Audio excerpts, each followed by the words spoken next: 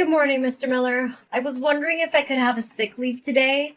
I apologize for the short notice, but I'm currently experiencing a high fever of 103 degrees Fahrenheit. I have tried to get out of bed, but I am too weak and dizzy. I seriously don't want to come to work and risk spreading my illness to others. I've already contacted my doctor and they've advised me to stay at home and rest. Hazel, I'm concerned that you're not taking the upcoming meeting with our key business partners seriously. This is a critical meeting, and your absence would be a major setback. Yes, I'm very well aware of that, Mr. Miller. But my body just simply refuses to do as I want. No, but you and Mr. Jones from our parent company, Evergreen Corp, will be discussing a new project that involves building a $1 million hospital for the elderly. This project will be a significant contribution to our company's reputation on the market, and I believe your presence is essential to its success. Therefore, I will not allow you to be absent from your work today.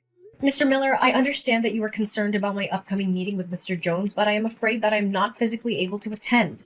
I am completely exhausted, and I cannot even lift my fingers. I'm worried that if I force myself to go to work, I will only make myself worse and I will not be able to contribute to the meeting effectively. On that account, I truly need a sick leave for today so I can rest and recover. Look, I don't care what your excuses are. You know very well that you're having an important meeting today, aren't you? I informed you about it 2 weeks in advance. So why don't you be a little less selfish and show up at work today for the sake of our company? If you want to ask for a day off, at least tell me 1 week earlier. You've been working for this company for at least 5 years, yet you still haven't got a good grasp of the company's rules and regulations? Mr. Miller, I know the company's rules like the back of my hand. But how can I predict when I'm about to be sick? That's impossible. So can you please somehow find another person to replace me for the meeting today? Caleb, maybe? Caleb? What are you talking about? He's enjoying a 1 week vacation with his family. Why would I want to disturb him? He has worked tirelessly and has made significant contributions to our company's success. He deserves to have some days off as a reward for his hard work. What?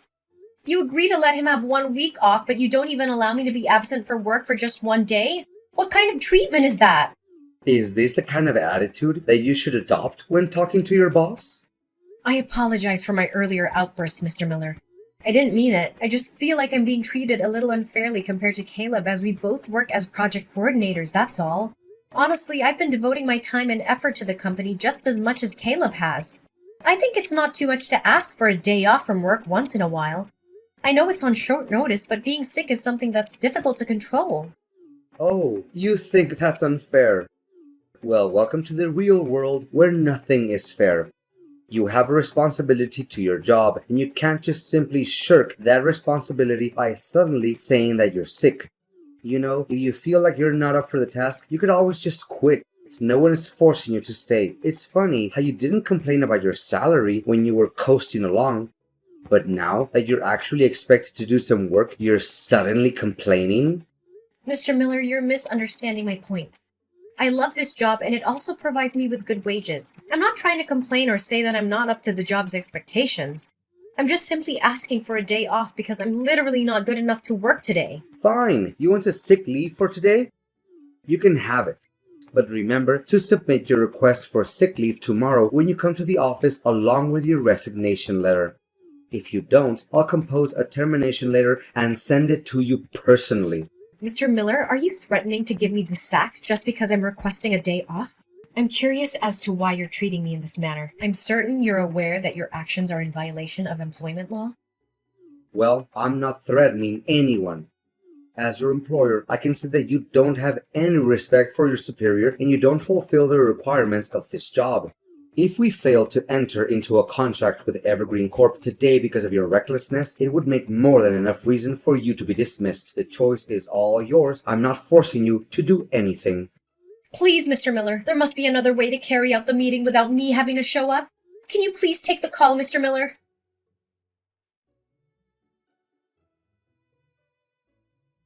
You've done a great job yesterday, Hazel. You got us another big contract. Your convincing skills have been instrumental in helping us win one contract after another. I must give you credit for that. Great. I'm glad everything worked out in the end. but I almost fainted after the meeting was over because the fever went really bad. Luckily, Mr. Jones figured that out and he took me to the hospital in time. I hope that you realize it could be a life-threatening situation, Mr. Miller. Oh, come on. Don't be such a drama queen. The fact is, you're still well and alive, aren't you? If not, you wouldn't be able to stand up, let alone sulk at me like this. Consider it a valuable lesson for your amateurism at work. You're all grown up, stop being childish and unreasonable, and then expect someone to clean after your mess. Please, Mr. Miller, don't get me wrong. I was just defending the legal rights that an employee deserves to have. And I still think that I did deserve to have a day off yesterday due to my high fever. I'm not trying to flatter myself, but I'm even worthy of receiving a bonus for having managed to go to work yesterday despite my sickness. So now you're demanding extra money for fulfilling the job duty that you already get paid for? How entitled of you. You should consider yourself lucky that I didn't dock your pay for today's penalty time. It took you nearly 4 hours to complete a task that should have been done in 2 hours. If I were feeling less merciful, I would have deducted 2 hours worth from your salary. But Mr. Miller, please be mindful of the fact that I ran a fever of almost 103 degrees Fahrenheit yesterday. Nevertheless, you still insisted on me showing up at the workplace today. I mean, I didn't even have time to fully recover from my illness. Oh, please, you're being overdramatic again. Yesterday, you were rushed to the hospital right after the meeting, which means that you had practically the entire daytime yesterday to regain your strength from your meager episode of the vapors. What more do you want, actually? I'm sorry, Mr. Miller, but I don't even have to be a doctor to tell that a 103-degree Fahrenheit fever is a high-grade fever. In fact, I was at my physical limit and I was about to collapse. I'm wondering if there's a way to improve the way I'm being treated, Mr. Miller, especially compared to the benefits that Caleb is receiving. Well, if you're feeling like you're being treated unfairly, I suppose you could always leave. We don't need people who are always complaining. On the other hand, if you would like to stay, I expect to see your face at work tomorrow. But, Mr. Miller... Another thing, I need you to also take on Caleb's workload while he is enjoying his vacation. He won't be able to get his work done on time, so it's important that we pick up the slack. However, please don't use this as an excuse to delay your own deadlines. We need to make sure that everything gets done on time. I beg your pardon, Mr. Miller, but there's no way I'm going to accept covering Caleb's responsibilities on his behalf, because I've learned my lesson from last time. I won't let myself be taken advantage of anymore. I'm going to stand up for myself and my boundaries. Hazel, what are you even talking about? Are you implying that I'm taking advantage of you? Me? You were fully cognizant, T, that your previous statement was a deliberate assault against my person, yet you persisted in making it. Is that the way an employee should be talking with their boss? I don't think so. I think an employee should be respectful and professional even when they disagree with their boss. I'm not saying that I'm not willing to help Caleb again, but I'm not sure if it's worth my time. The last time I helped him, I didn't gain anything from it. In fact, I think it actually hurt my own productivity. And to make matters worse, Caleb even got recognition, praise, and a bonus for what was supposed to be my effort and contribution. Oh, Hazel. I've always seen you as a lazy, complainy employee, but now I'm finding out that you're also incredibly selfish. Well, that's just great. Honestly, why don't you just set aside your selfishness for once and do what I say for the good of the company? Huh? Mr. Miller, it's simply not true what you just said. It's not like you're doing anything productive anyway. You're just sitting around complaining about how hard you have it. Well, guess what? Life is hard. And if you want to get ahead, you need to be willing to put in the work. So stop being so selfish and start thinking about the company. If you don't, you're going to find yourself out on your ear. Mr. Miller, I seriously don't have any clue what you're talking about. I don't claim myself the most hardworking employee in the company, but I'm proud of my achievements and the contributions I've made to the company's growth. That's why I think it's totally not true when you say that I'm just sitting around and not doing anything productive. Look, I'm not going to waste my time arguing back and forth with you. If you're feeling dissatisfied, please pack your things and leave the office by tomorrow. I'd be more than glad not to see you around anymore. To be honest, you're just a blip on the radar and your contributions are negligible. Do you really think that the company will be unable to function without you? But Mr. Miller, please have sympathy for my family's circumstances. I'm a single mother of 2 children. I truly need this job to support my family. I have been with the company for half a decade, and I have worked hard to build my career here. If I quit this job, I'll have to start my career over from scratch, take a low-paying job, and I won't be able to provide for my family anymore. Does any of what you just said have anything to do with me? Don't delude yourself that you're the only person in the world who has a family to support and needs money to get by. Wake up and face reality. Everyone else is dealing with the same issues as you're having right now, so your excuses mean nothing to me. Mr. Miller, I am simply asking for fairness. I'm not asking for special treatment, but I am asking for the same treatment that everyone else receives. I believe that this is a fair request, and I hope that you'll consider it. Fine, whatever you say. I sometimes find myself wondering who is the superior here, you or me? Hazel, are you there? There's something I need to talk to you about. It's urgent. Yes? What is it, Mr. Miller?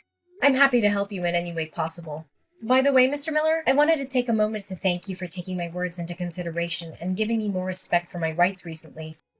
I appreciate your willingness to listen to my concerns and to make changes that have made my work life more enjoyable. Listen, Hazel, I know it's Sunday and you're not supposed to work today. Nevertheless, I have a small request and I expect you to say yes to it. Okay, Mr. Miller, tell me. My mom is not feeling well and I need your help. I'm going on a relaxing trip to Switzerland with my family today, but I can't leave my mom alone at the hospital. Could you please rush to the hospital and help me watch over her?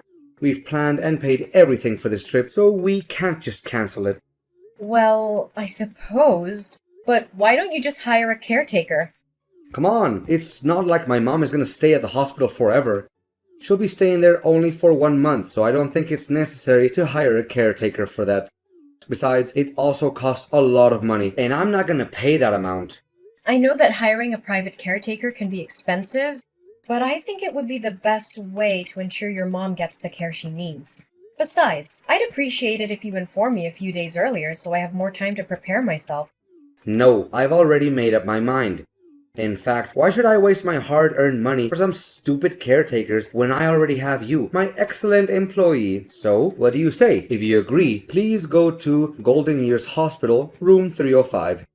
Just provide the hospital staff with my mom's name and date of birth, and they'll show you how to get to my mom's room. But, Mr. Miller, I also need to make time for my personal life. I've been working hard all week, and I even have to work on a side job on Saturdays. Sunday is the only day that I have to relax and spend time with my friends and family. Tell me, what is more important than taking care of a vulnerable elderly woman like my mom? I presume that you also have a mother, correct? You should be able to understand this better than anyone else. Anyways, I'm not asking you to do it. I'm telling you to. Consider it a way to repay me for the kindness I've shown you at work lately. Wait, you said that your mom's gonna be at the hospital for a whole month? But I also have to work and take care of my family, you know. So how will I find time to handle all of my responsibilities, given that I have to work and take care of my family, and now your mom needs care as well? Can you please find someone else to attend to your mom? I don't care how you do it, just get it done. Keep in mind that taking care of my mom and accomplishing your work are now your top priorities. I may not be at the office, but Caleb is keeping an eye on you.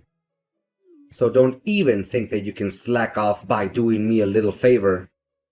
Mr. Miller, I think what you're asking of me is a little unreasonable. I've told you this 1,000,000 times, but you still force me to repeat myself for you. Don't interrupt me when I'm not finished talking. Anyways, I also expect you to clean my house once in a while. Caleb is having my house key, so you can come to him and ask for it. Another thing, if you have the slightest intention of stealing anything from me, forget about it. I have 24/7 surveillance cameras installed in every corner of my house, so you're not going to get away with anything. Hazel, you did a really good job at taking care of both my mom and my house while I was gone. My mom was so impressed with your care that she even mistook you for a professional caregiver. Can you believe it? Happy to hear you're pleased with what I did. It's the result of me running back and forth between the hospital and your house every day after work to take care of both your mom and your household chores. Honestly, I didn't have enough time to sleep. I can see that my house has been carefully swept and cleaned as well. The floors and countertops are spotless and the furniture looks polished. Well done. I might even consider hiring you as my family's housekeeper, but only if you're willing to work for free. Just kidding, or am I? Nice joke. Oh, I forgot to ask, how's work? Is everything good? Did you fulfill all of the tasks that I assigned you before I went on my vacation? I figured you did because I didn't receive any text from Caleb. You bet I did. To think about it, it feels kind of strange because not once during my entire trip did anyone from the company text or call me about work. Well, I must have been lucky. You know what, Hazel? That was the most satisfying and relaxing vacation I've ever had for a very long time. I'm feeling so refreshed and I can't wait to get back to work tomorrow morning. Well, about that, Mr. Miller, I have something I want to tell you. What is it that's so difficult to tell? Wait, you and other people at the company are gonna throw me a surprise party tomorrow like you did last time? Well, I really appreciate you guys' thoughts, but you don't have to do it for me. Seriously. I'm just happy to be back at work, and I'd rather just keep things low-key. It's not about that, Mr. Miller. Honestly, I don't know how to put it, but your employment with the company is being terminated, Mr. Miller. What are you saying?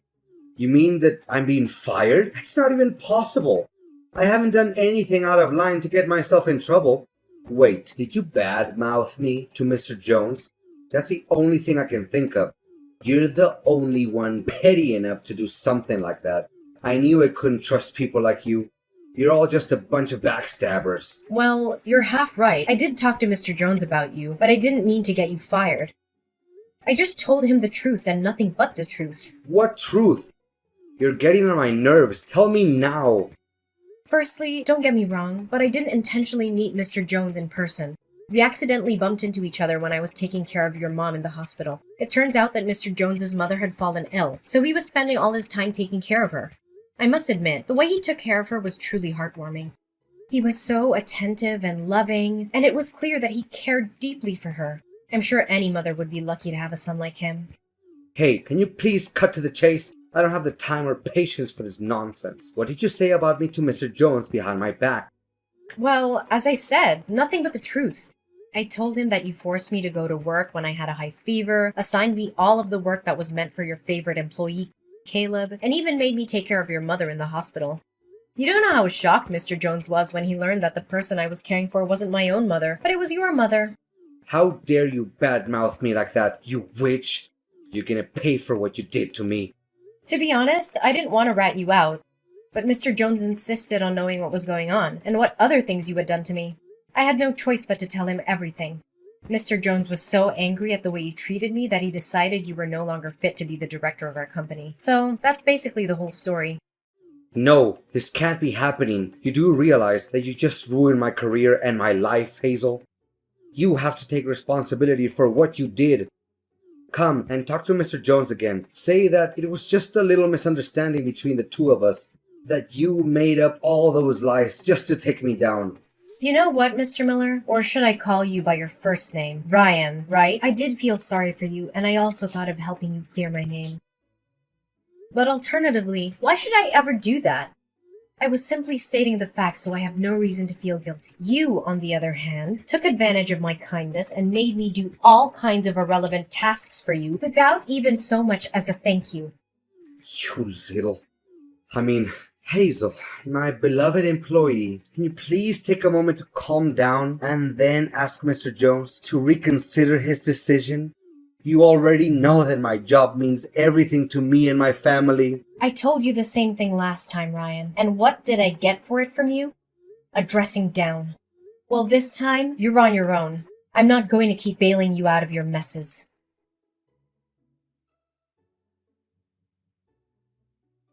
Eventually, Mr. Miller, my toxic boss, was fired. I felt a twinge of sympathy for him, but I was also relieved to be free from his reign of terror. Ryan tried to contact me numerous times after he was fired, but I didn't respond to any of his calls or text messages. After all, I didn't make the decision to fire him. Mr. Jones did. Mr. Jones even promoted me to be the developer for the elderly hospital project after being impressed by my skills in taking care of the elderly and my work ethic.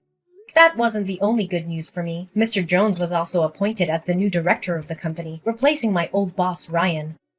I was thrilled with these developments. I knew that I could contribute to the company's success under Mr. Jones's leadership.